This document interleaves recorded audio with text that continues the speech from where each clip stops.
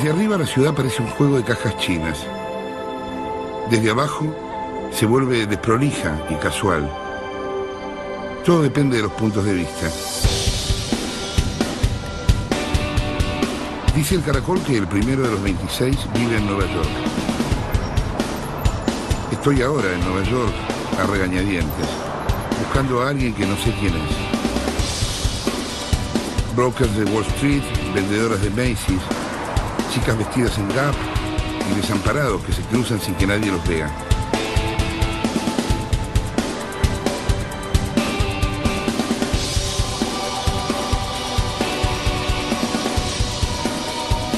Todos se levantan pensando que hoy será el día en el que la vida se dé vuelta como un cubilete.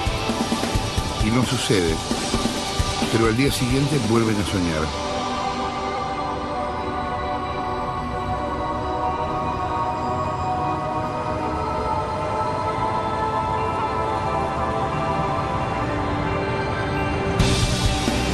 Carter camina hacia el destino con una taza de café en la mano. Una sola cuadra separa a su casa del borde del universo.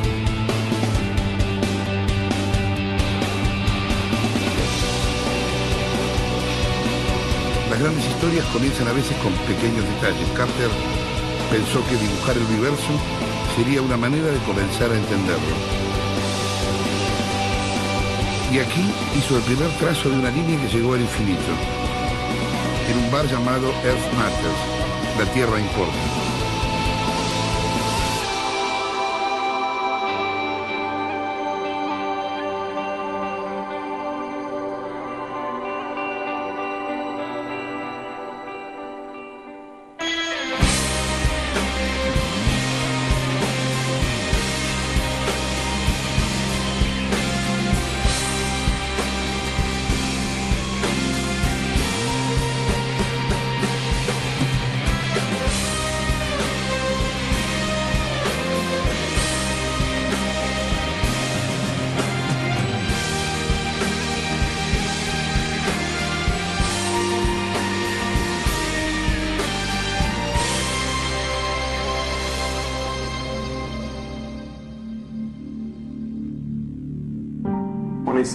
Is the name of God. This is the only whole number which is one more than a square and one less than a perfect cube.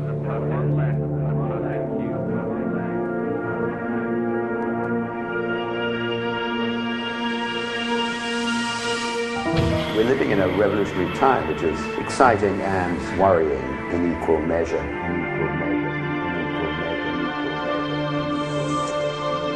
What we are certain about is now. We can't even be certain about tomorrow. It's not what is to be done, but the question, who is going to do it?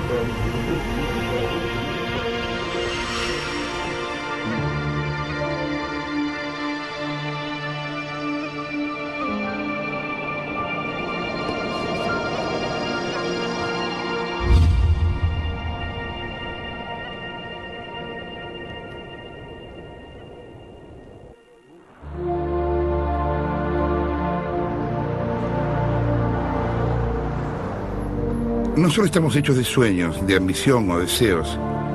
Estamos hechos de miedo, de perplejidad, de asombro y sorpresa.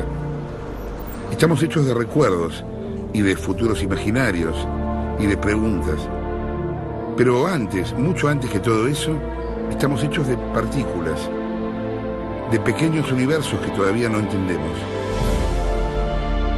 Alguna vez nacimos, el universo nació, y entonces después del Big Bang, solo había átomos de hidrógeno, la materia que hizo a las estrellas.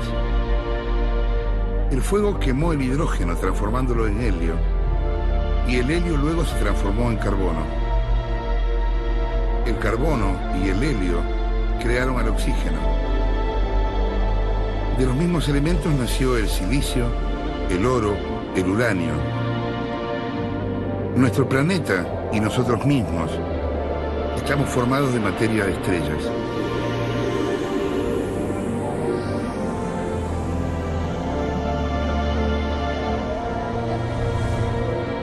Somos polvo de estrellas, decía Carl Sagan. Polvo somos y en polvo nos convertiremos dice la Biblia. ¿Y si somos eso? Si al morir nos convertimos en luz, hay miles de millones de estrellas. ¿Hay un orden que nos vincula?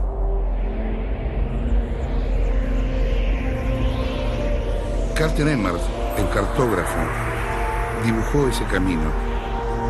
Hizo el primer mapa 3D del universo.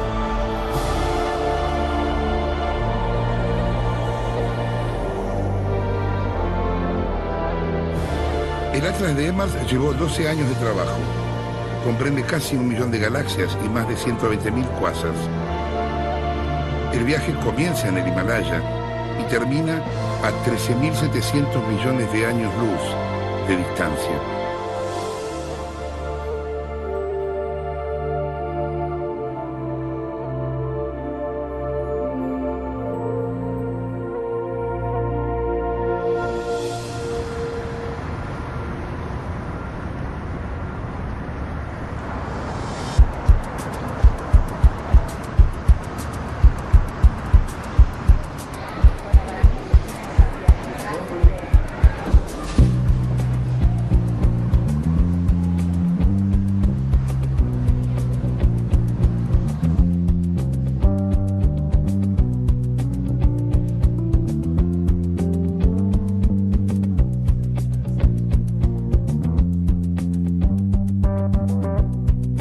¿Hay un sentido? ¿El universo tiene un sentido?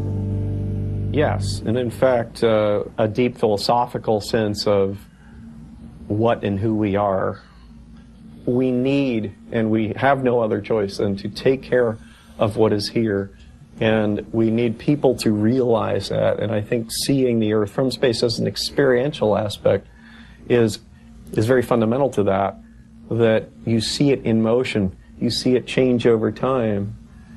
A map of the Earth is delivered every day by 2 satellites. So there are 2 maps delivered every day of the Earth at the resolution one would see, basically, from orbit.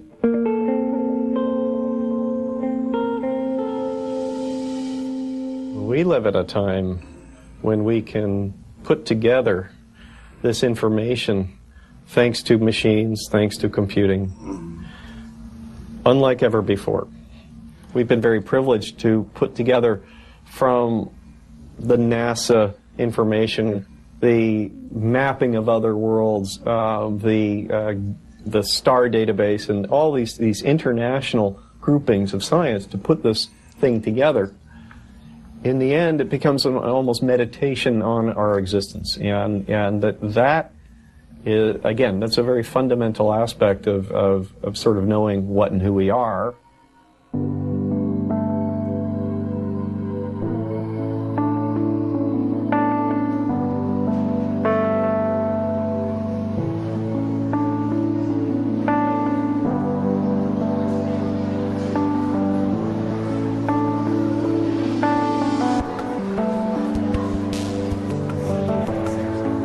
El domo es un inmenso cubo de vidrio que se transforma en una especie de nave espacial.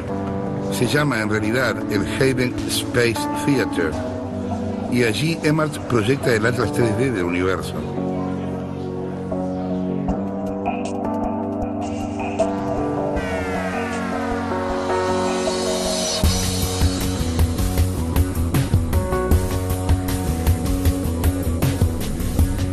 El viaje es azul.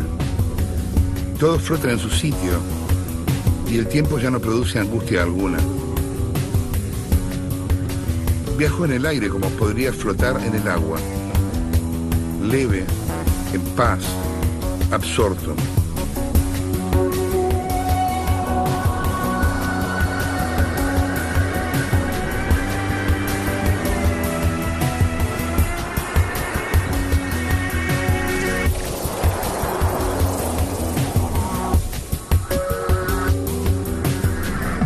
En el domo entiendo por primera vez a Jeffrey Hoffman, uno de los mejores astronautas de la historia, el día que recordó cerrando los ojos.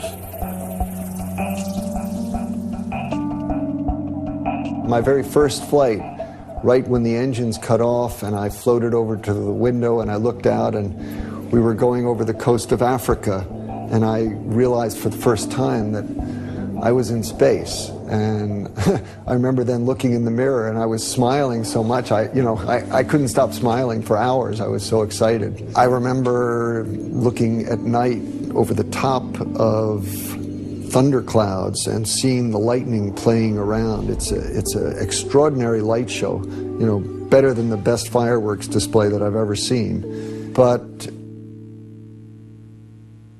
space is the blackest black that you can imagine. It's darker than the darkest night on Earth. Jeffrey Hoffman voló 5 veces al espacio. Más de 1200 horas en la noche más negra que podía imaginar. Hoy es profesor del Departamento de Aeronáutica y Astronáutica del MIT.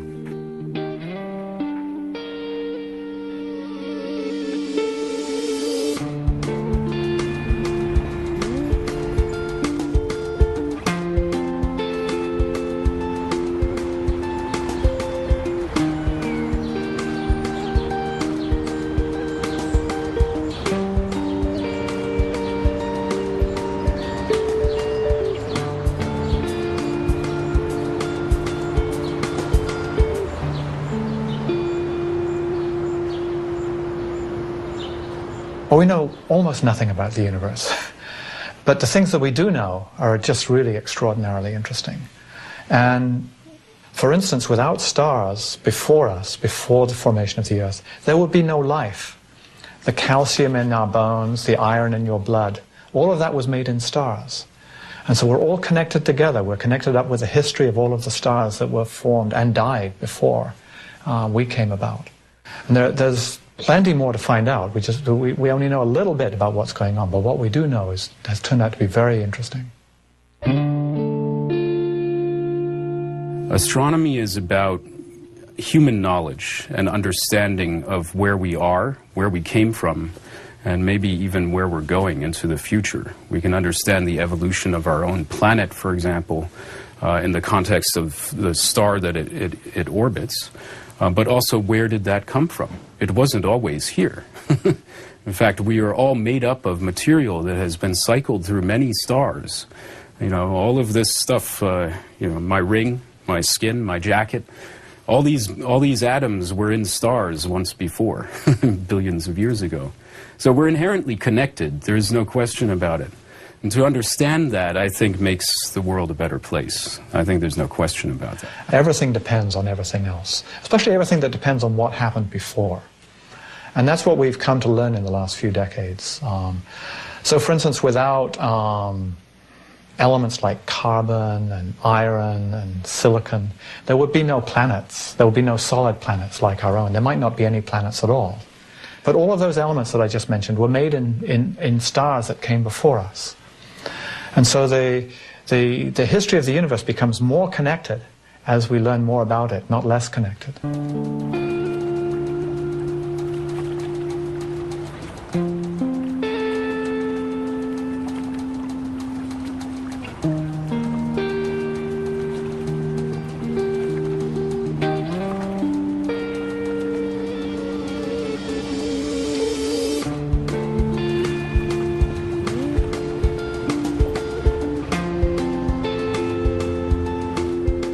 There are times when I go in the dome by myself at night, and you look at a plotting. We show dots for galaxies, stars. It's a tremendous amount of things to take in a way, almost speak to you, because what you're looking at is so much larger than yourself. You're looking at something that is the recognition of our surroundings and our origins. It's what we are. It's what makes up our bodies. It's stars, galaxies filled with stars, stars orbited by planets, and only one planet we know in the entire universe with life.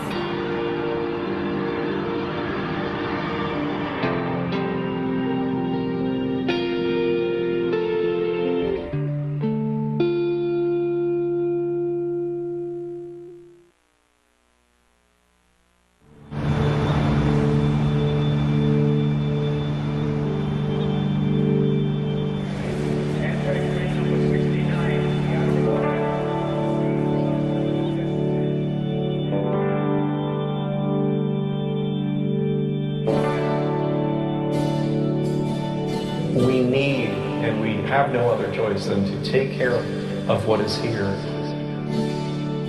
Without stars, there would be no life.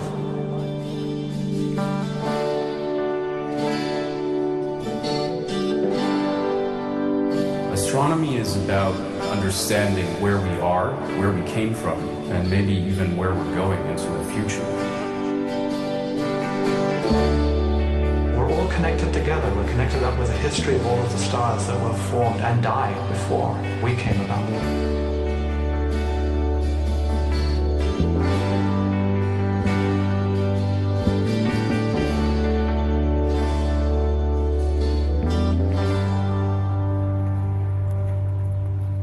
This was the dome, probably around 1933 or 34. The original Hayden opened in 1935.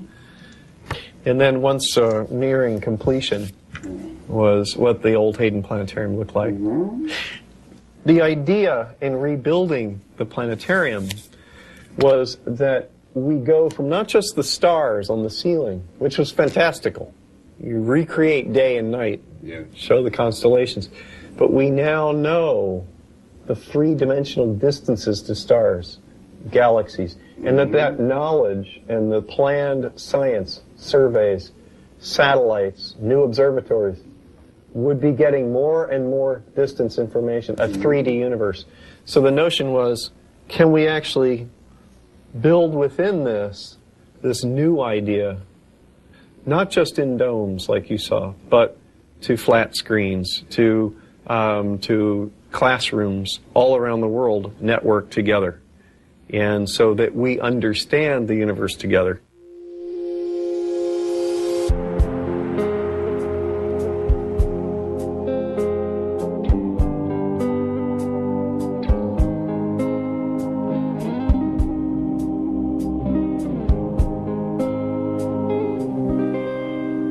I met Carter in 1981 at a conference of those of us who were crazy enough to think that people could go to Mars soon.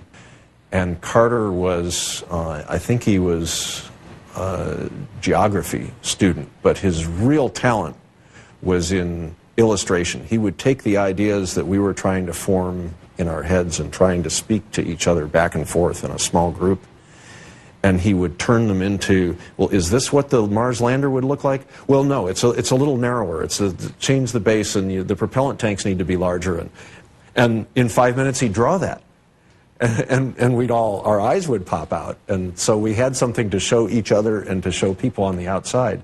And it was Carter who had this passion for taking a highly technical subject that was often out of reach of people who weren't trained in it, and turning it into something that anyone could understand.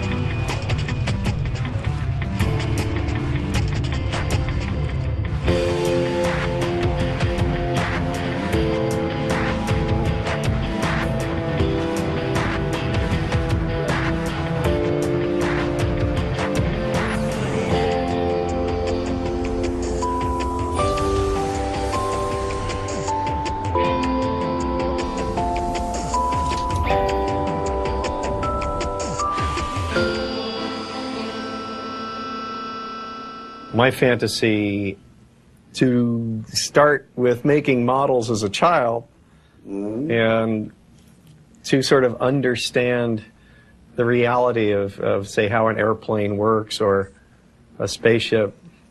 So then I built architectural models for several years professionally out of college, to then visualize and put together a model or a depiction of the universe that's accurate from Earth all the way out. has been the greatest joy of my life.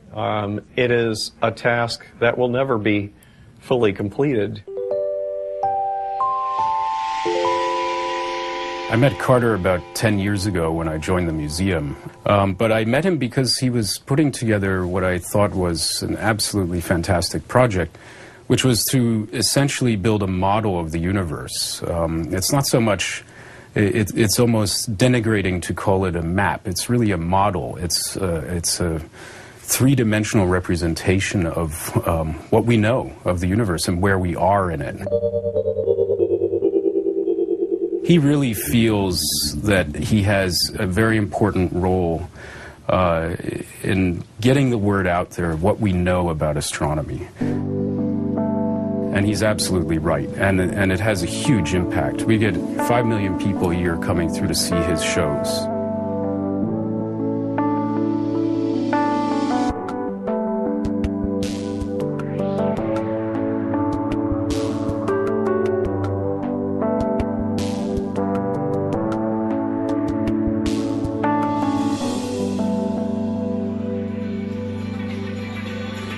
So I turn on, that's where we are. And you'll see the stars start to come out. So many stars, they really just become a fog. And as we pull out, the Milky Way galaxy comes together. We'll see the bulbs of the Milky Way here. And as we come out farther, the other galaxies come on.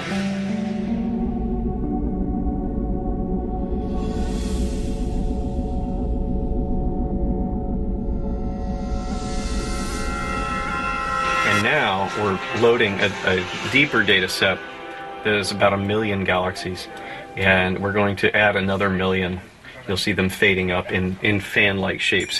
You may notice that this is in 2. That's because our galaxy is in this orientation, and it blocks our view. So what is home? Is home the Milky Way galaxy of several 100 billion stars? Is home the sun?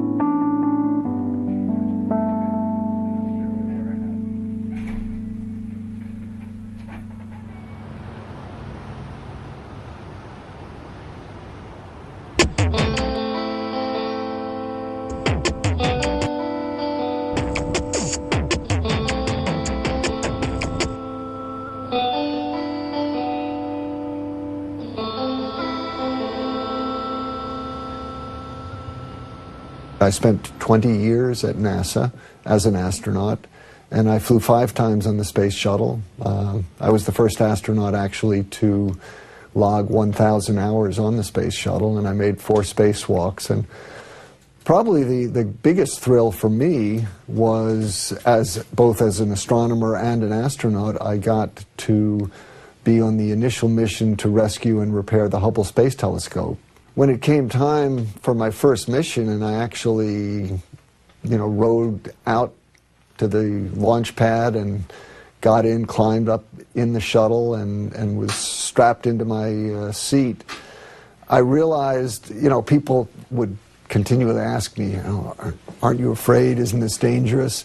What I realized was, that's not the time to start wondering about, do I really want to do this? I mean, I had dreamed about doing it since I was 6 years old, and I'm going to sit back and enjoy the ride, because I'd waited for, at that point I'd been waiting for 35 years to fly in space. And it didn't disappoint, I'll tell you. Within less than 2 minutes, the blue sky is gone, and you're looking out the window at the blackness of space.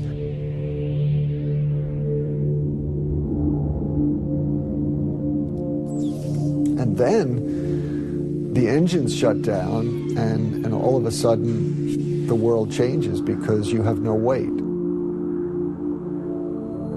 If you just float motionless and you work to get all of your muscles totally relaxed, which is not always easy, because sometimes you're tense, but I found if my muscles were totally relaxed and I was just in a state of, particularly at night, I could close my eyes, and it's almost like going into a trance, like a deep meditation, but it's a physical meditation, because you almost lose the sense of having a body, because you have no sensory input. Gravity is not pulling on you. Everything is just floating completely free. And it's like being almost a suspended consciousness without any physical body, which I found very pleasant. Of all the things that I miss about being in space, that's the one that I wish I could get back, but I can't bring back the feeling of weightlessness. I wish I could.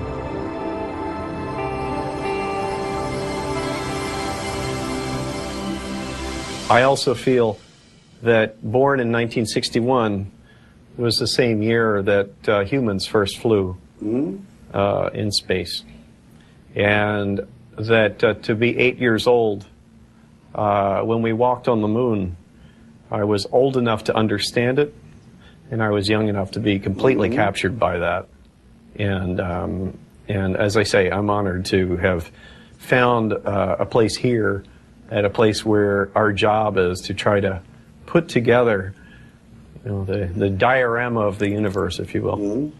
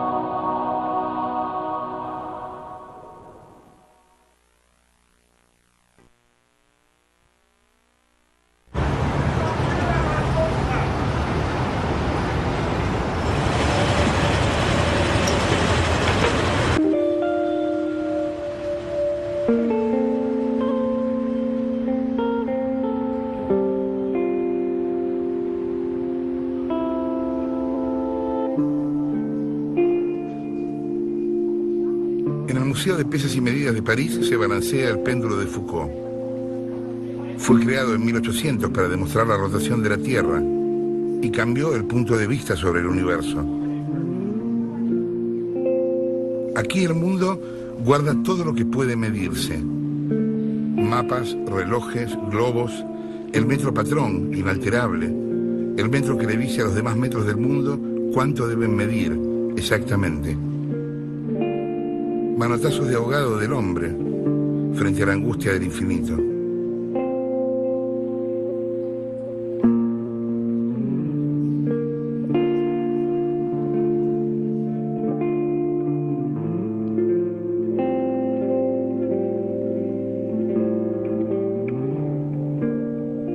I used to lay awake at night as a child, as many children do, when you confront the idea of the infinity of space and time. And the universe, we see a limitation in time because light travels at a fixed speed, and the farther out we look, the further back in time we see. So we look far enough, you see the beginning, so the beginning of the clock, but that what we see in that sample that's limited by time is a universe that may well be infinite, but that had a beginning.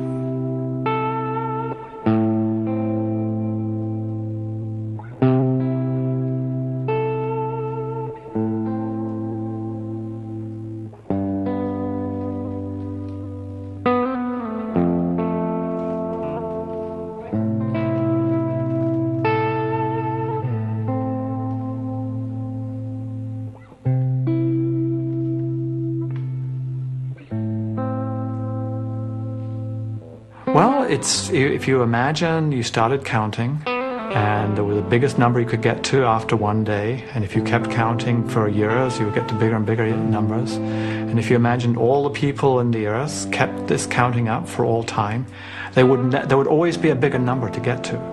And so infinity is not the biggest number possible, because that's not what it means. It just means that there's no possibility of getting to the end of counting. No matter how much time you have, no matter how many people are involved, or how big your computers are, you can never get to the end of counting. That's what infinity means.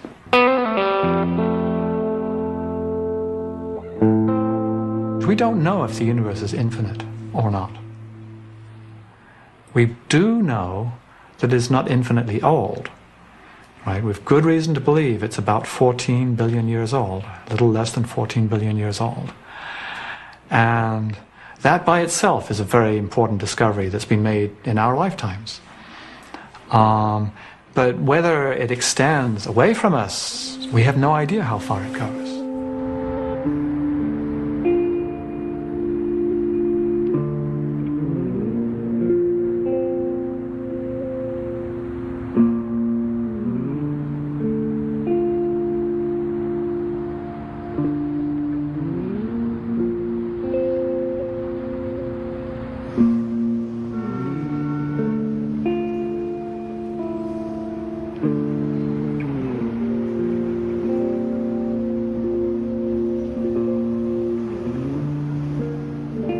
Arthur C. Clarke, the great science fiction and science writer and great communicator of science, he used to like to say that, you know, if the universe didn't have life, it would be an awful waste of space. As we have more and more people, that becomes something that we need to understand. And I don't know how to do that, but the more that we can show that perspective, I think, of the universe, where we come from the beginning of the clock, perhaps infinite universe, that we can gain a respect for ourselves and all the others that are ourselves on this planet, which is home, this star, which is home, this galaxy, this universe, which is home.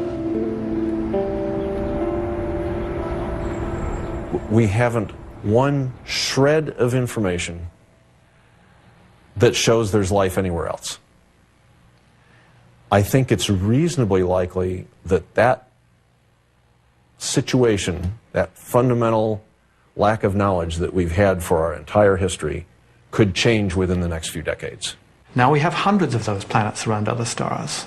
And in the next 10 or 20 years, we'll start pursuing the possibility of life on some of those planets. So we're trying to find out which are the most promising planets to study, and then we'll look for evidence of water or oxygen in the atmospheres of these planets, and we'll pursue life in the environments of other planets. And that way we'll learn a lot more about how life comes about, how common is it.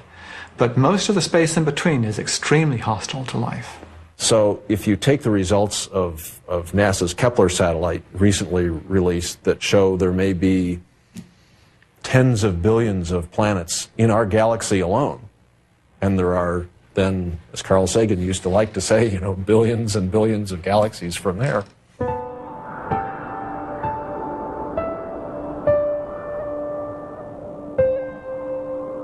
There's lots of oxygen to be detected in other places, but it's not a concentration of diatomic oxygen, of O2, that's what we breathe, that keeps us, that if we're deprived of it for more than a minute or two, we're dead. And yet our whole ecosystem produces this on a planetary scale, and if that's going on elsewhere, we'll soon be able to detect that.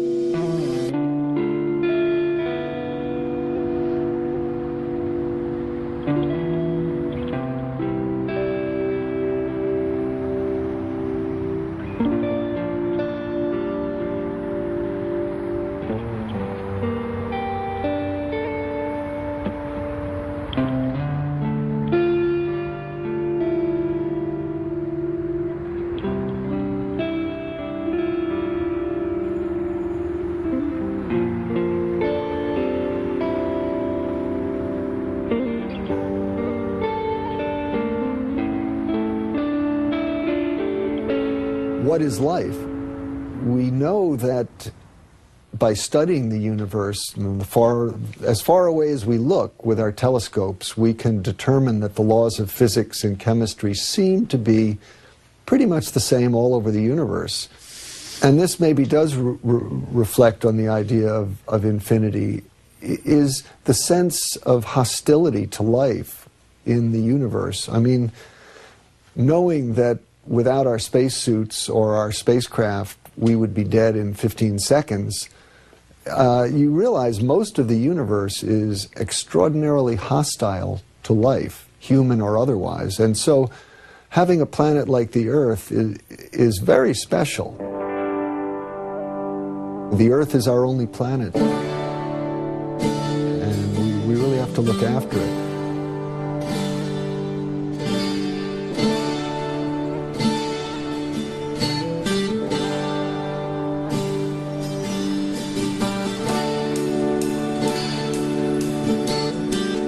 We don't have any choice but to make this home of ours a manageable, sustainable space, not just for humans, but for the life that sustains us and that we need to respect. Respecting them is as much as respecting ourselves, because it really is ourselves. And it's also a reminder that this very special aspect of understanding the universe, at least here, maybe in all these other places, but we are our own worst enemy.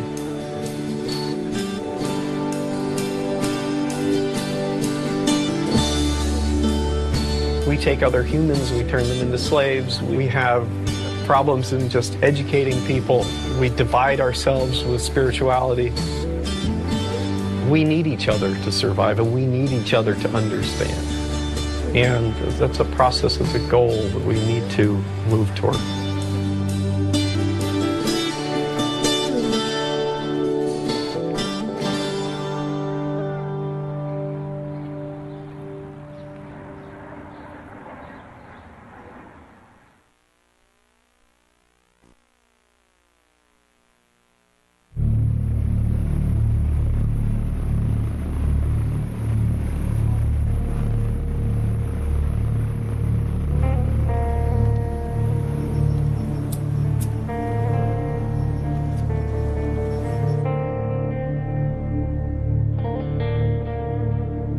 Nos dan miedo las cosas que no podemos imaginar. Capaz por eso la oscuridad potencia el miedo, porque encontramos ahí cosas que no podemos imaginar. Fíjate esta ceniza. Imagínate por un segundo que nosotros somos esa ceniza que está ahí. Y que esto que está a nuestro alrededor es esta ciudad, este bar, este continente, este mundo. El mundo es esto que está acá, el cenicero. Y nosotros somos esta ceniza de acá. Y entonces, ¿cómo podría esta ceniza, pequeñita, chiquita, en el medio de este cenicero mundo, combatir, cambiar o modificar o tratar de que sea distinta esta lámpara? Que nunca vio, que no sabe quién la prende o quién la apaga, frente a qué cosa es vulnerable, a qué le teme o a qué no. Y me pasa cada vez que me encuentro con un cenicero, pienso que soy la ceniza y que entonces todo, o por lo menos gran parte de todo, se reduce a nuestro punto de vista. Somos tan grandes como los enemigos que podamos imaginar, como los que podemos imaginar y podemos combatir.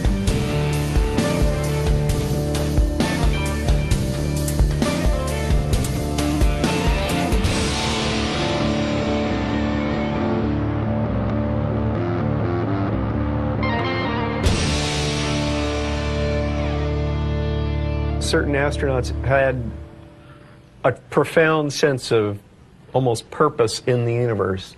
When you start to discuss these things, you're bordering on a very philosophical, perhaps spiritual level, because from their perspective, the Earth was clearly a singular unit, and the divisions were arbitrary amongst ourselves. The sense of scale is not so much when you're looking out, but when you turn around and look back at the Earth. And you really get the sense of the Earth as a planet, because when you look at the horizon, there's just a very thin little blue lawn, which is the atmosphere. You know, you go out on a clear day and the blue sky looks so big, but when you really look at it from space, it's very, very small, very thin.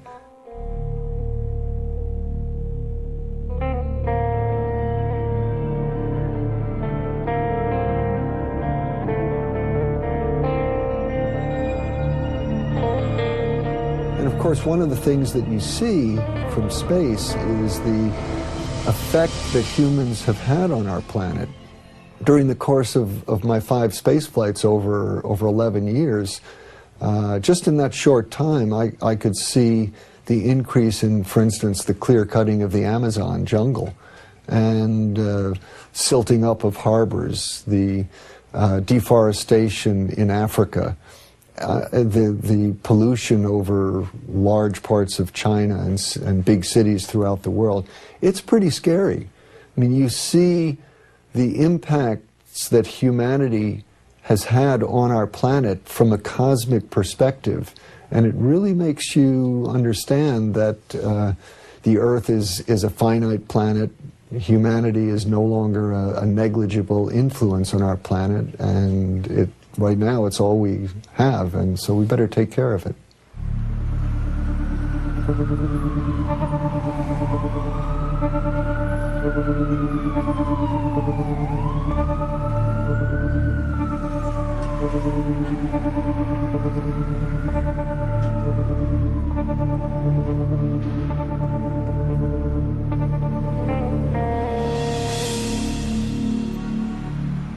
Is it worth flying off to another Earth to bring our problems?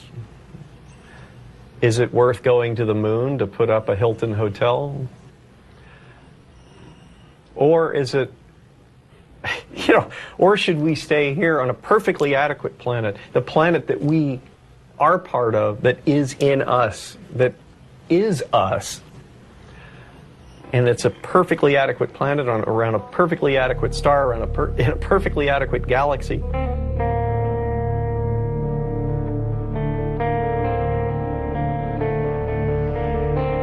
Why spend all the energy to go somewhere else to find ourselves again? It might help save the world. Of course, one of the great challenges we're facing now is what are we actually doing to the planet as a whole planet? And so instead of thinking about this river or perhaps that forest, we're now thinking about the whole planet. Is it warming up too much? Are we contributing to this warming?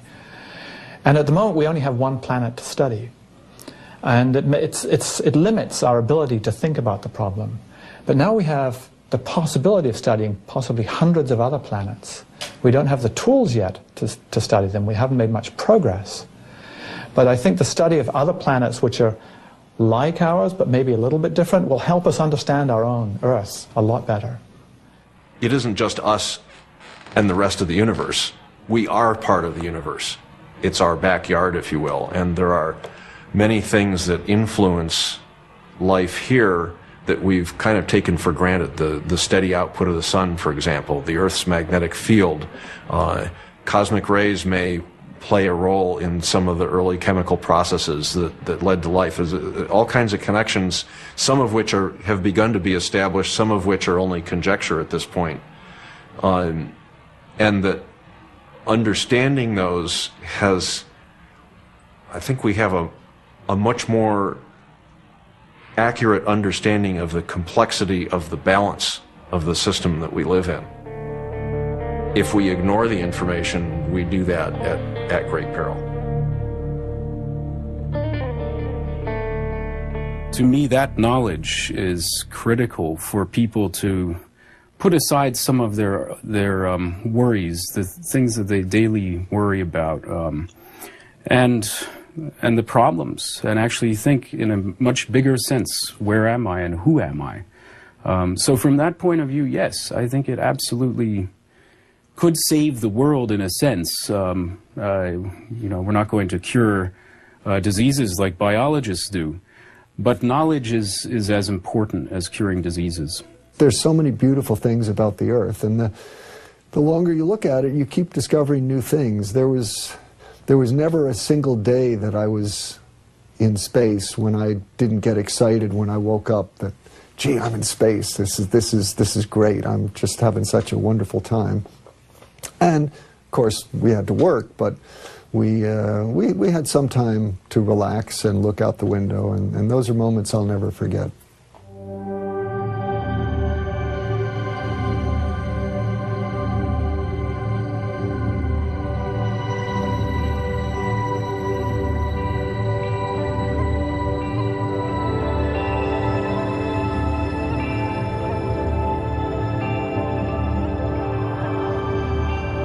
We react to the browns of the desert and the greens of vegetation and the blue of the sky and the clouds. When you go into space, the sky is below you. It's not above you, it's below you. And it's encased in this ball, like a crystal ball. It's beautiful. It's beautiful because we're tuned to what that beauty is. I mean, we've evolved within the sense of what the beauty is.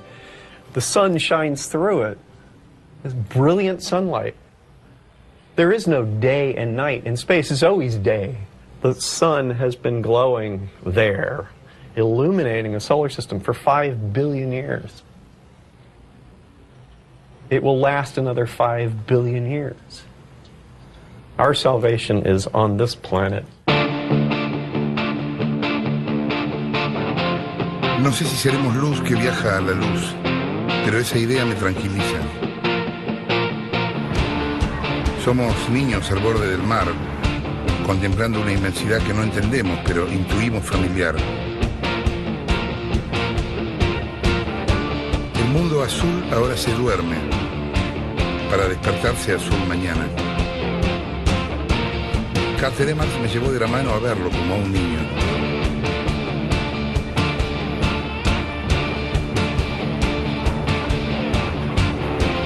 Nunca voy a olvidar este viaje que recién comienza.